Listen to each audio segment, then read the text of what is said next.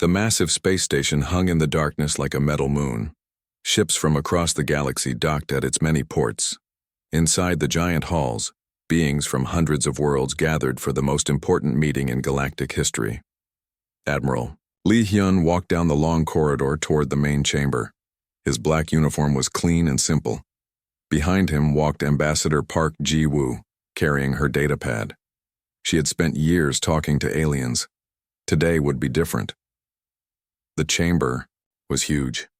Rows of seats went up like stairs around a circle. In the center, a blue light showed a picture of Earth. The small blue planet looked peaceful in the hologram. Lee Hyun took his seat at the human table. Park Ji-woo sat next to him. Around them, alien beings made strange sounds. Some had 4 arms. Others had no arms at all. Some breathed different air through masks, but they all stared at the humans with the same look. Fear mixed with anger. The Vorthak elder stood up first. His gray skin looked like old stone. His race had ruled the galaxy for thousands of years. When he spoke, his voice was deep and slow. "We are here to discuss the human problem," he said. The words echoed in the chamber. In 200 years, humans have spread to 47 star systems. This is too fast, too dangerous. Murmurs filled the room. The Nexari general hit his staff on the floor. He looked like a giant insect with metal parts. His red eyes glowed as he spoke. "Young races must learn their place," he said. "Humans break our rules. They fight wars we do not allow. They build weapons we have banned. They ask no permission." Lee Hyun sat still. His face showed nothing. Park Ji-woo wrote notes on her pad. She had heard these complaints before. The Zalarian ambassador floated in her water tank. Her blue skin had patterns that changed color when she was upset. Right now, they were bright red. "Humans expand too fast," she said through her water speaker. "They take worlds without asking the council. They change planets to suit themselves. This is not how civilized beings act." More aliens stood up to speak. Each one said the same thing in different ways. Humans were dangerous. Humans were too quick to fight. Humans did not follow the rules that kept peace in the galaxy. Lee Hyun listened to it all. He had been a soldier for 30 years. He had fought in the border wars against pirates. He had seen humans die to protect alien merchants. Now those same aliens called humans the problem. The Vorthak elder raised his hand. The chamber became quiet. "We have decided," he said. "Humans must accept our guidance. You will give up all colonies beyond your home systems. You will follow our laws. You will share your military technology with the council." Park Ji-woo stopped writing. She looked at Lee Hyun. His face was still calm, but she knew him well. Behind his dark eyes, his mind was working. "If humans refuse," the elder continued, "we will use force. 12 fleets stand ready. Your ships are fast, but you cannot fight the whole galaxy." The chamber was silent now. Everyone waited for the human response. Some aliens leaned forward in their seats. Others made quiet sounds to each other. Lee Hyun stood up slowly. His boots made soft sounds on the metal floor. He walked to the center of the chamber where the Earth hologram glowed. "How long do we have to decide?" he asked. His voice was quiet but clear. The Nexari general's red eyes brightened. 3 standard days, no more." Lee Hyun nodded. He looked around the chamber at all the alien faces watching him. Some looked angry, some looked scared. A few looked sad. "We need time to think about your offer," Lee Hyun said. He used the word offer like the council had given humans a gift, but everyone knew it was not a gift, it was a threat. Park Ji-woo gathered her notes. She and Lee Hyun walked toward the exit. The alien voices started again as soon as they left the center. The corridor outside Park Ji-woo finally spoke. 47 colonies, Hyun. 200 million people. They want us to abandon them all." Lee Hyun walked faster. "I know. The council fleets are real. We counted their ships on the way here. We cannot fight them all. I know that too." They reached their shuttle. The pilot was Kang Dae-ho, Lee Hyun's old friend from the military academy. His face was serious. Bad news? Kang asked. The worst, Park Ji-woo said. They want everything. Our colonies, our freedom, our weapons, everything. Lee Hyun sat down in his chair. He looked out the window at the space station. Ships from a dozen worlds were docked there. Each one carried weapons that could destroy cities. Sir? Kang asked. What are your orders? Lee Hyun was quiet for a long moment. Then he smiled. It was not a happy smile. It was the smile of a man who had just figured out a puzzle. Take us home, Daeho. We have work to do. The shuttle moved away from the station. Behind them, the aliens continued their meeting. They talked about human ships and human weapons. They made plans for the war they thought was coming. But they did not understand humans very well. They thought humans would fight like other young races had fought. Desperate and angry and doomed to lose. On the shuttle, Lee Hyun sent a coded message to Earth. It was short, just 3 words. Begin the evacuation. Park Ji-woo looked at him with surprise. Evacuation? Are we running away? Lee Hyun looked at the stars outside. Somewhere out there were human colonies, human families, human children who had never seen Earth but called the outer worlds home. Not running, he said. Repositioning. The shuttle jumped to faster than light speed. The space station became a dot, then disappeared. The aliens inside still believed they had won. They had given the humans an impossible choice, surrender or die. They did not know that humans had already thought of a third option. Back on the station, the Vorthak elder spoke to his advisors. The humans seemed too calm, he said. Young races usually shout and make threats when cornered. The Nexari general waved a metal hand. Fear makes some beings quiet. They know they cannot win. In 3 days they will surrender. But the elder was old and wise.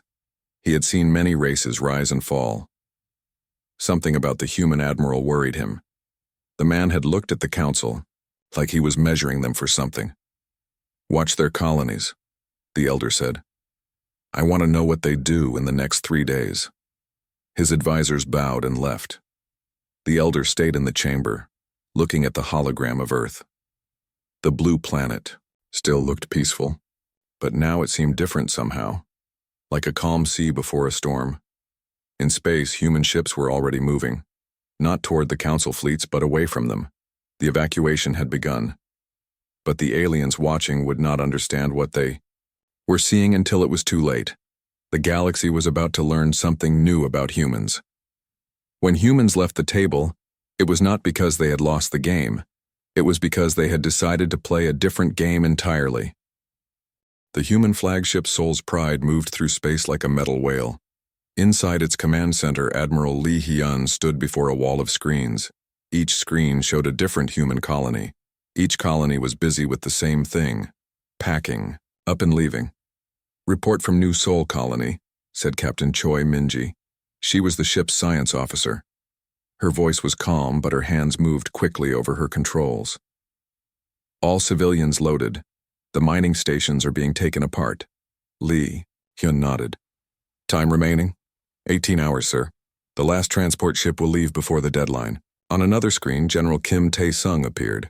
He was on Earth in the underground command center. His gray hair was messy from working without sleep. Admiral, he said, every colony beyond the 20 light-year line is empty or will be empty, soon. We have moved 200 million people in 3 days. Casualties? Lee Hyun asked. None. The aliens are watching but not interfering. They think we are running scared. Lee Hyun almost smiled. Good. Let them think that. What about the equipment? Everything useful is coming with us. What we cannot take, we are destroying. The aliens will find empty worlds with nothing left. Behind, Dr. Song Hye-jin stepped forward. She was the director of colonial research. She had spent years studying alien technology and alien behavior. Sir, she said, I need to ask again. Are we really giving up everything? 47 colonies. Took 50 years to build. Lee Hyun turned to look at her. Doctor, what do you know about human history? A lot, sir, but I do not understand. When humans faced a stronger enemy, what did they do? Song Hyejin thought for a moment. Sometimes they fought. Sometimes they ran. Sometimes they hid. And sometimes she was quiet for a long moment. Then her eyes went wide. Sometimes they changed the rules of the fight. Exactly. Lee Hyun pointed to the screens showing the colonies. The aliens think this is about territory. They think if they control our space, they control us. They are wrong. On the main screen, Ambassador Park Ji-woo appeared. She was still at the Galactic Council station. Behind her, alien delegates walked back and forth in their meeting rooms. "Admiral," she said, "the Council is confused. They expected us to prepare for war or beg for mercy. Instead, we are leaving without a fight. Some of them are suspicious." "Which ones?" "The Vorthak Elder. He is old and smart. He knows something is not right." Lee Hyun rubbed his chin. "What are they doing about it?" "Nothing yet. But they are watching our colonies. They want to see what we do." "Let them watch. In 24 hours it will not matter." Park Ji-woo looked worried. "Hyun, what are we really doing? I have been your friend for 20 years. I know you are planning something." Lee Hyun was quiet for a moment. Then he made a decision. "Ji-woo, how long can you stay at the council station?" "As long as needed." "Why?" "Stay there. Watch them. When the time comes, you will know what to do." The connection ended. Lee Hyun turned to Captain Yu Jae-min, who commanded the experimental ship Busan Thunder. Yu was young but very smart. His ship carried technology that most humans had never seen. "Captain Yu," Lee Hyun said, "are your ships ready?" "Yes, sir. All 12 ships in my squadron are prepared. We can begin Phase 2 at any time." "What is Phase 2? Dr. Song asked. Lee Hyun looked at all the people in the command center. These were his best officers, his most trusted friends, but even they did not know the full plan. "Phase 2 is why we really evacuated the colonies," he said. "The aliens think they have contained us. They think if we stay in our small area of space, we cannot be a threat." He pressed a button. The main screen changed. Instead of showing colonies, it showed a map of the galaxy. Red dots marked alien worlds. Blue dots marked human worlds. But there were also green dots scattered everywhere. "What are the green dots?" General Kim asked from Earth. "Automated stations," Lee Hyun said. "For the past 10 years we have been building them in empty space, between star systems and asteroid fields in places where no one goes." The room was very quiet. Everyone stared at the screen. "How many?" Dr. Song whispered. 300. Each. One has factories, shipyards, and supply depots. Each one is hidden and automated. The aliens do not know they exist.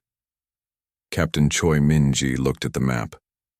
"Sir, these stations, they are everywhere, even outside the galaxy's edge." "Yes. While the aliens watched our colonies, we built a second civilization they never saw. One that does not depend on planets or colonies or anything they can threaten." General Kim's face on the screen looked amazed. The evacuation was not retreat. It was gathering our people to safety while we activate the hidden network. Lee Hyun nodded. "The aliens wanted to contain us to a few star systems. Instead, we are about to operate from the entire galaxy, and beyond." Dr. Song Hyejin sat down heavily in her chair. "How long have you been planning this?" "Since the first time an alien told us we were expanding too fast. That was 15 years ago. We realized then that this day would come, so we prepared." On the screen, the green dots began to blink. Each blink meant another hidden station coming online.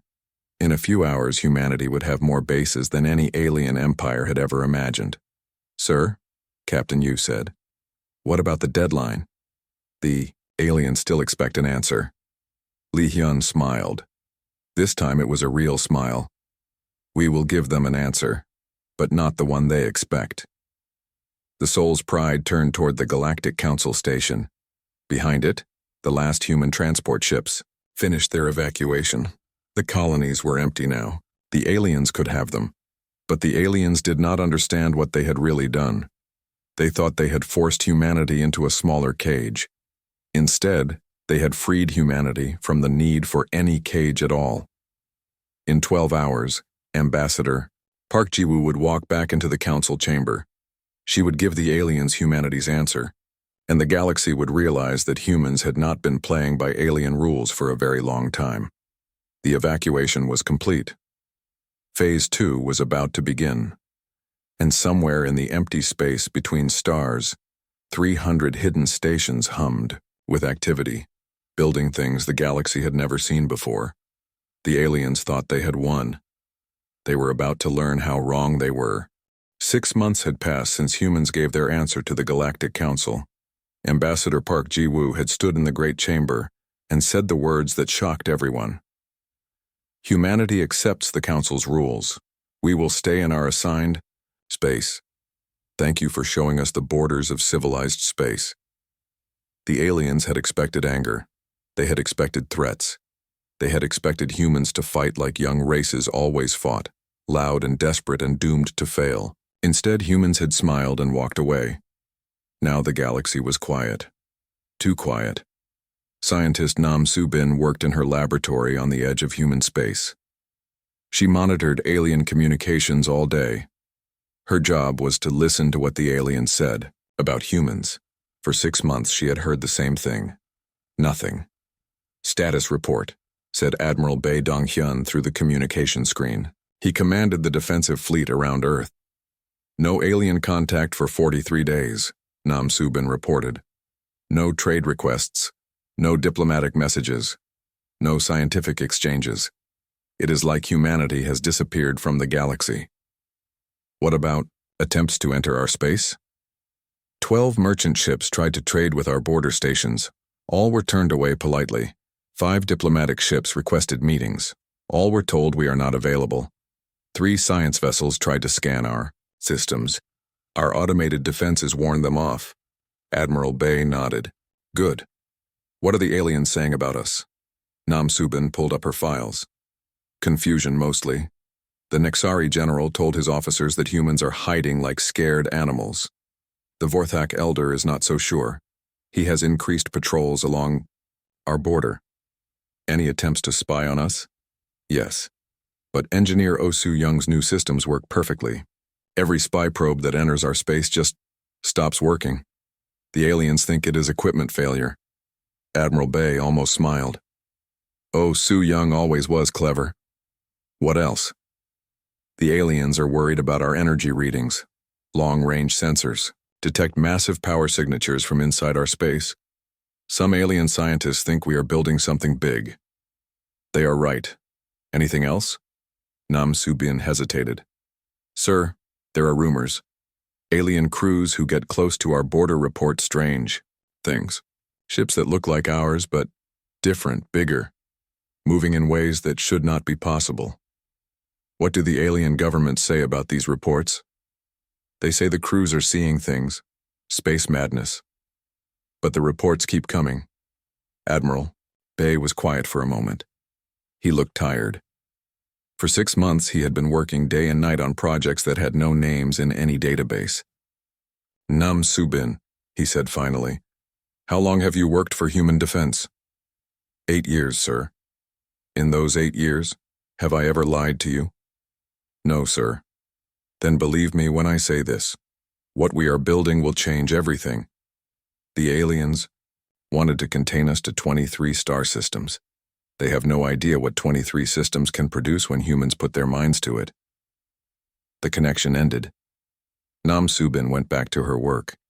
Outside her laboratory window, she could see the construction projects that worried the aliens so much. Massive structures grew in space like metal forests.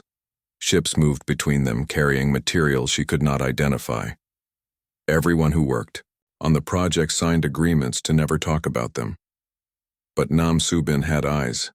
She could see that the ships being built were not like anything in the galactic databases. They were bigger than anything humans had ever made, and there were so many of them.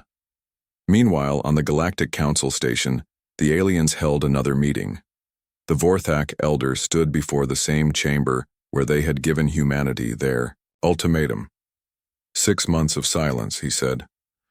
No human has contacted any council member.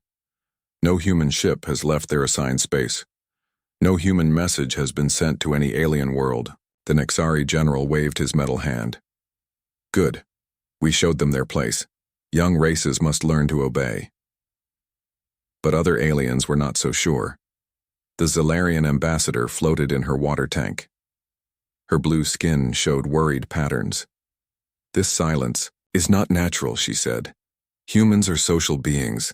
They always want to talk, to trade, to explore. Why are they so quiet now? Because they are afraid, the Nexari general said. They know we will destroy them if they cause trouble. The Vorthak elder was not convinced. I have ruled for 300 years. I have seen many young races submit to council authority. They become smaller, weaker. They lose their fire. But our sensors show activity in human space that suggests the opposite. What kind of activity? Asked the Corellian ambassador. Energy signatures beyond our understanding. Industrial activity on a scale we have never seen. And ship movements that make no sense with current technology. The chamber became quiet. Finally, a small alien with gray skin spoke up. He was the Bendari trade minister. We sent merchants to human space, he said. They were turned away at the border. But they reported seeing things. Human ships that were too big. Too fast. Moving in formations that hurt to look at. Space madness, the Nexari general said. It affects weak minds. All of them? The Bendari asked. 50 different crews from 20 different species? All seeing the same impossible things? The Vorthak elder raised his hand for silence. What do our spies report? His intelligence chief, a spider-like being with many eyes, clicked its claws nervously. All spy probes sent into human space have malfunctioned. We have learned nothing about their activities. And our long-range sensors? They detect massive construction projects, shipyards larger than anything in council space, and energy readings that should not be possible with known technology. The elder was quiet for a long time. Around him, hundreds of alien delegates waited for his words. Double the patrol fleets along human borders, he said finally. I want to know what they are, building in there. But the elder was beginning to suspect that it was already too late. Humans had been given 6 months of peace and quiet. In galactic terms, that was not very long. But humans did not work on galactic timescales. They worked faster than anyone else in the known universe. The silence from human space was not the quiet of fear. It was the quiet of intense focus, like the moment before a storm, when the air becomes still and the animals hide. The aliens had wanted to contain humanity. Instead, they had given humans exactly what they needed, time to work without interference. And humans had used that time. Well, soon the galaxy would learn what 6 months of human silence had produced. The answer would terrify them. 2 years had passed since the Galactic Council's ultimatum. The aliens had grown comfortable with human silence. They believed they had solved the human problem. They were wrong. The first sign of trouble came from the galaxy's edge. Long range. Sensors detected something moving in the empty space between galaxies. Something big. Something alive. Fleet Admiral Sim Wanho stood in the command center of the human station New Busan. It was one of the secret stations built in the years before the ultimatum. Around him, screens showed data that made his blood cold. Confirm. The readings, he said to Dr. Lim Yunsu, his science officer. Confirmed, sir. Biomechanical signatures, adaptive technology, ship designs that match historical records. She looked up from her instruments. It's the Devourer swarm. They have returned. Sim Wanho had studied the old records. 1,000 years ago, the Devourers had nearly destroyed galactic civilization. They consumed everything in their path, turning matter into more ships. Only a desperate alliance of every species had driven them away. How many ships, he asked. Impossible to count accurately. The mass is equivalent to at least 50,000 vessels, maybe more. Time until they reach inhabited space? 6 months at their current speed. Sim Wanho activated the communication system. Within minutes, he was connected to Earth, to the hidden stations, and to Admiral Lee Hyun aboard the Soul's Pride. The Devourers have returned, Sim Wanho reported. We have 6 months before they reach the outer colonies. Lee Hyun appeared on the main screen. He was older now, with gray hair, but his eyes were still sharp. Are you certain? Dr. Lim confirmed it. Biomechanical signatures match the historical data perfectly. What about the Galactic Council? Do they know? Not yet. But they will soon. Their sensors are not as good as ours, but they will detect the swarm within days. Lee Hyun was quiet for a moment. Then he smiled. It was not a happy smile. After 2 years of silence, we are about to become very popular. 3 days later, the Galactic Council emergency session began. The Great Chamber was full of frightened aliens.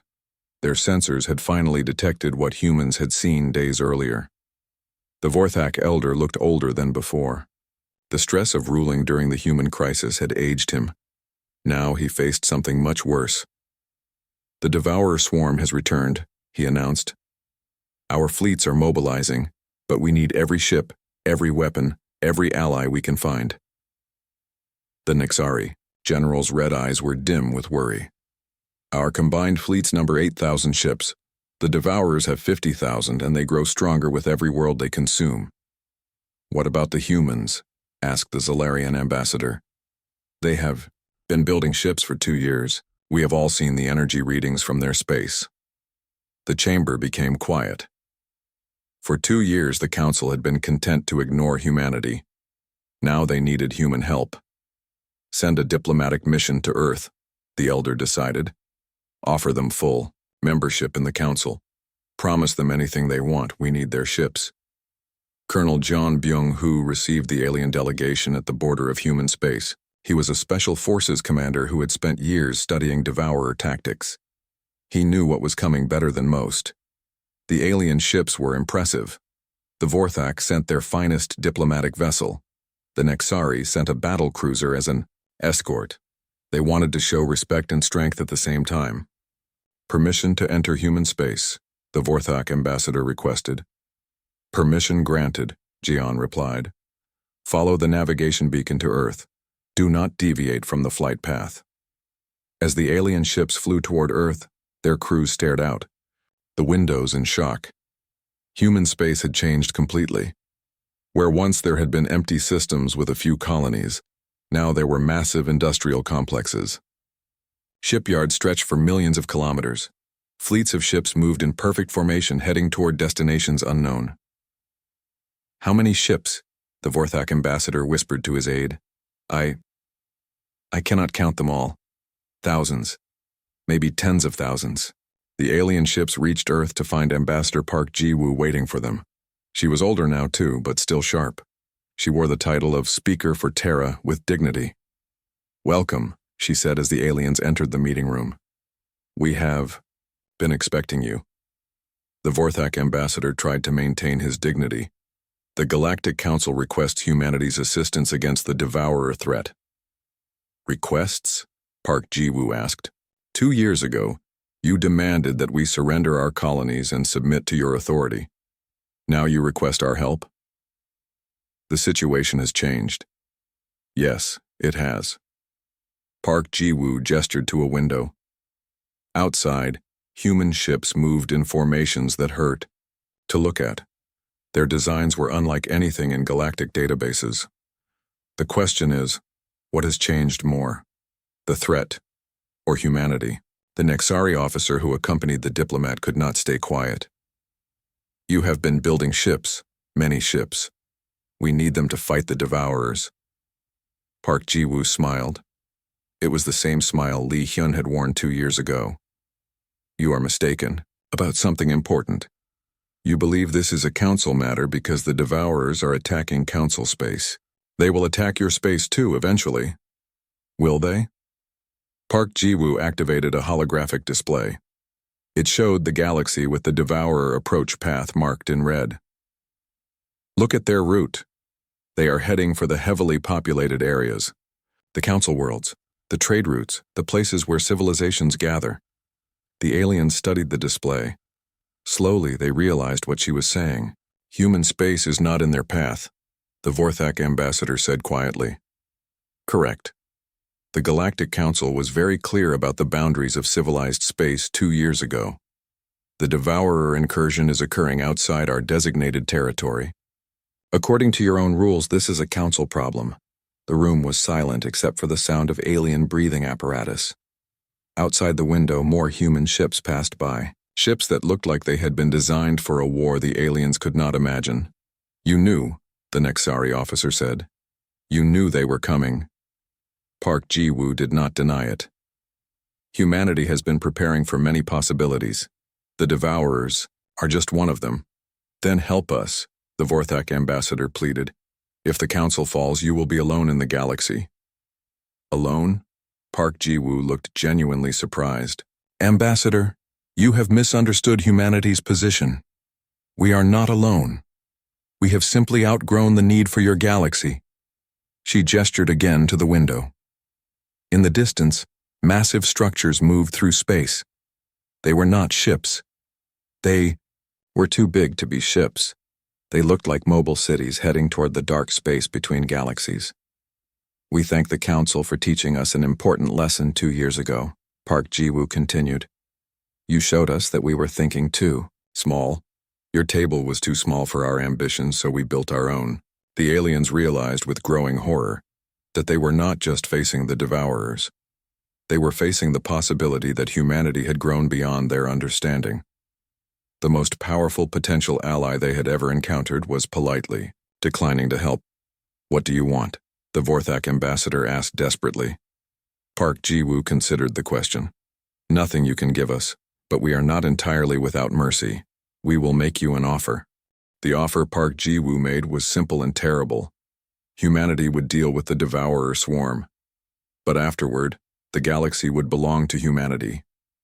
The Council could accept this, or face the Devourers alone. The aliens had no choice. They agreed. What happened next would be remembered as the day the galaxy learned to fear empty space. President Cho Min-soo stood in the command center of the massive structure called New Seoul. It was not a ship. It was not a station. It was something new. A mobile base the size of a small moon, carrying technology that made galactic science look like children's toys. Fleet status, she asked Admiral Kwon Tae-ho. All task forces are in position, he reported. 12,000 ships of the new design, 300 mobile bases, automated systems numbering in the millions. Dr. An Hai-wan, are the weapons ready? The chief scientist looked up from her instruments. All systems are operational. The Devourers will not know what hit them. Through the great windows of the command center, they could see the Devourer swarm approaching. 50,000 biomechanical ships moved like a living thing through space. They had consumed 3 star systems already. Each consumed world made them stronger. But they had never faced humans before. Begin the engagement, President Cho ordered. The human fleet did not attack in the way galactic navies fought. They did not form battle lines or fire massive weapons. Instead, they did something that made the Devourers pause in confusion. They began to sing. Every human ship, every mobile base, every automated system transmitted the same signal. It was not music. It was mathematics. Complex equations that described reality in ways the Devourers had never encountered. The Devourer ships tried to adapt. That was their strength. They could change their structure to match any threat. But the human signal was not a threat. It was a question. And the Devourers could not help but try to answer. As they tried to understand the mathematical music, their biomechanical systems began to change. Not to become stronger, but to become something else entirely. The adaptive capability that made them unstoppable became their weakness. Dr. An Hai-wan watched the readings with satisfaction. Phase 1. Complete. The Devourers are attempting to solve the equation. What equation? President Cho asked. The one that describes the mathematical relationship between matter and energy in 11 dimensions. The Devourers think it is a weapon. They are trying to adapt to it. But it is not a weapon, it is a test. On the screens, the Devourer ships began to glow. Their dark hulls became bright with energy as their systems tried to process the impossible. Mathematics. Phase 2, Admiral Kwan announced. The second wave of the human attack was different. Instead of mathematics, it was biology. Human ships released clouds of something that looked like silver dust.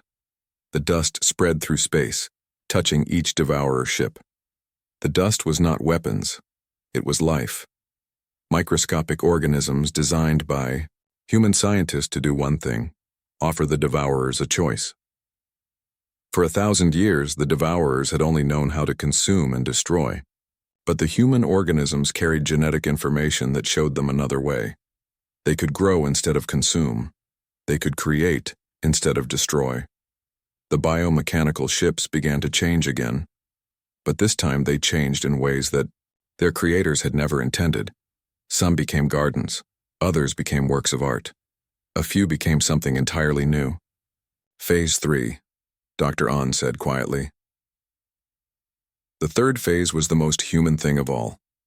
It was communication. Admiral Lee Hyun himself appeared on every screen in the Devourer fleet. He was old now, but his voice was strong. "We know what you are," he said. "You are not evil.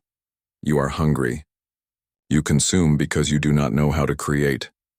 But we can teach you." The Devourers had never heard words like these. Every species they had encountered had fought them or fled from them. No one had ever offered to teach them. "We have prepared a gift," Lee Hyun continued. "New worlds, empty worlds, worlds you can shape without destroying others, worlds where you can learn to build instead of consume."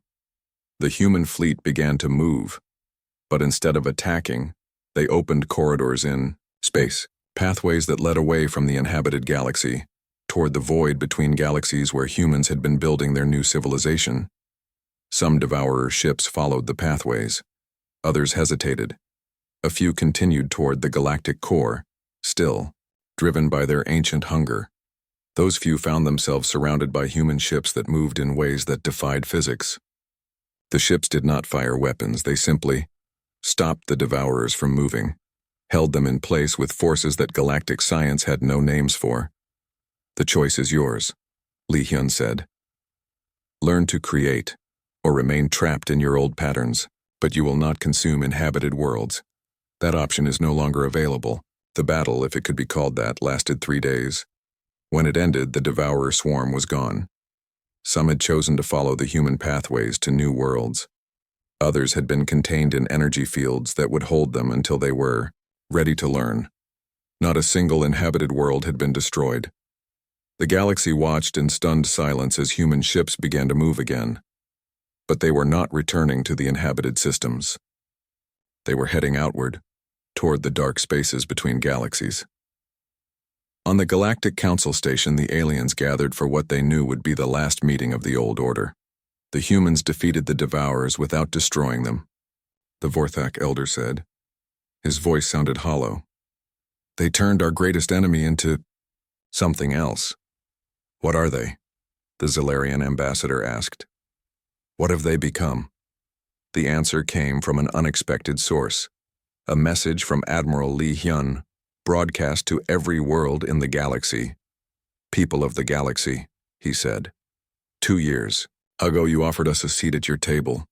We declined because your table was too small. Today we make you a different offer." The holographic image showed the space between galaxies. Massive structures moved through the void like islands of light in an ocean of darkness. "We are building something new," Lee Hyun continued. "Not an empire, not a conquest. A new way of existing that does not depend on taking from others. We invite any species that wishes to learn to join us, but we will not force you." "What about the galaxy?"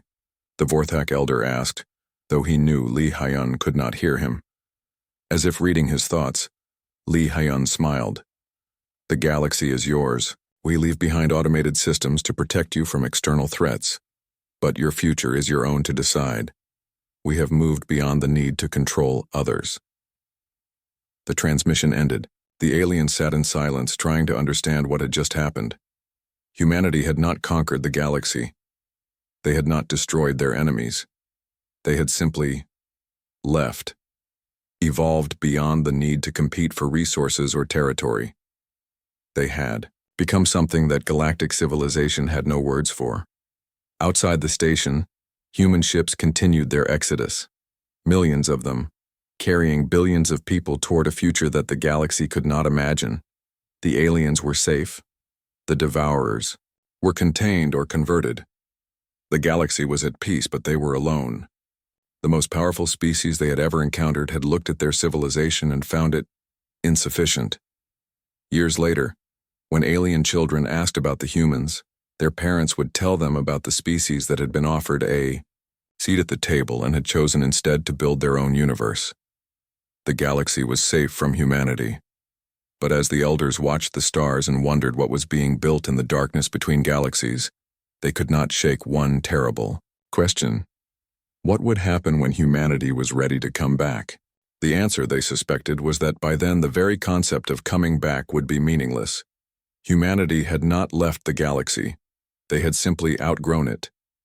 And in the vast darkness between the stars, something new was being born. Something that would make the old questions about territory and power seem as small as the dreams of children.